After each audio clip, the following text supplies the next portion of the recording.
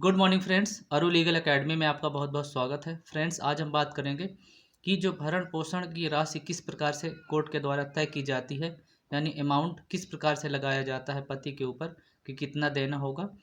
और उसकी यदि पति अपने पत्नी को भरण पोषण की राशि जो कोर्ट के द्वारा तय की गई है नहीं देता, तो उसकी वसूली किस प्रकार से की जाएगी, क्योंकि ज़्यादा इशू वसूली में ही आता है, भरण पोषण देने में ही आता है।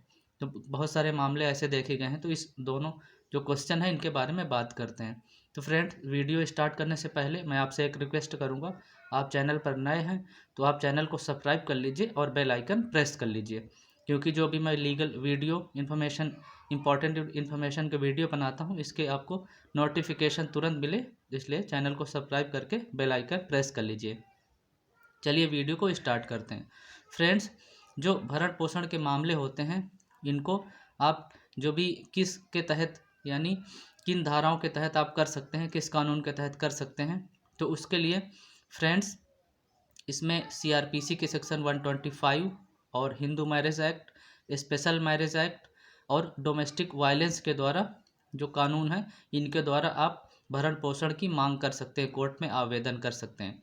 तो भरण पोषण की राशि किस प्रकार से तय की जाएगी, इसके लिए कुछ विशेष व्यवस्था की गई है और सुप्रीम कोर्ट का एक जजमेंट है जिसमें रजनीश वर्सिस्ट नेहा का मामले में ये व्यवस्था की गई है कि आपको जो भी उसमें जानकारी देनी होगी, इस न्याय जो भी सुप्रीम कोर्ट का जो ये जजमेंट है इसमें ये व्यवस्था की गई है कि दोनों पक्ष को, यानी जो पत्नी आप भरण पोषण की राशि अपने पति से मांग करती है तो उसके लिए आपको पहले ब्यौरा देना होगा, पूरा एफिडेविट बनवाना होगा और एफिडेविट में ये ब्यौरा देना होगा कि वो कितना भरण पोषण की राशि चाहती है और उसके पति की इनकम क्या है, किस प्रकार से उसकी अर्निंग है, और पति जो है उसका नाम क्या है, और जो पत्नी है उसका क्या नाम है, उसकी क्वालिफ़िकेशन क्या है और वो क्या काम करती है या नहीं करती, इस बारे में उसको ब्यौरा देना होगा। तो इसमें कोर्ट को एक ओवरव्यू मिल जाता है कि वो किस प्रकार से मेंटेनेंस पति के ऊपर लगाए। तो जनरली इसलिए वो ब्यौरा मांगती है।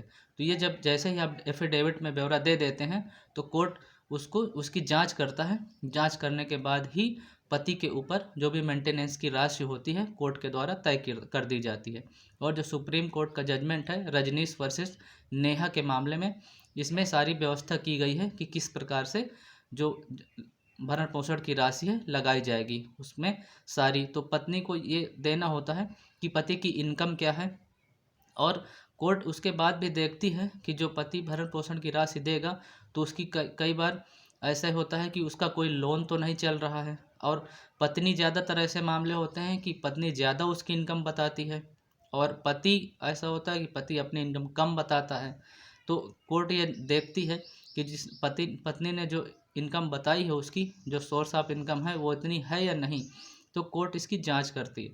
तो कई बार पति को क्या होता है कि पति के ऊपर लाइबिलिटी ज़्यादा होती है, उसकी इनकम तो होती है लेकिन उसके साथ उसके माता पिता हैं, उसके भाई बहन पढ़ रहे हैं, कई बार अच्छी पढ़ाई पढ़ रहे हैं, उसमें खर्चा ज़्यादा लगता है, तो उसकी लाइबिलिटी कितनी है, या कोई होम लोन तो नहीं चल रहा। तो इस प्रकार से देखने के बाद जो अमाउंट बचता है कि उसकी लाइबिलिटी से जो अमाउंट बचता है उसके बाद कोर्ट देखती है कि कितना देने उचित रहेगा, उस हिसाब से मेंटेनेंस अलाउ करती है। उसके बाद फ्रेंड समस्या ये आती है कि जैसे मेंटेनेंस जारी हो जाता है तो उसको वसूली किस प्रकार से की जाए, मेन पॉइंट ये होता है।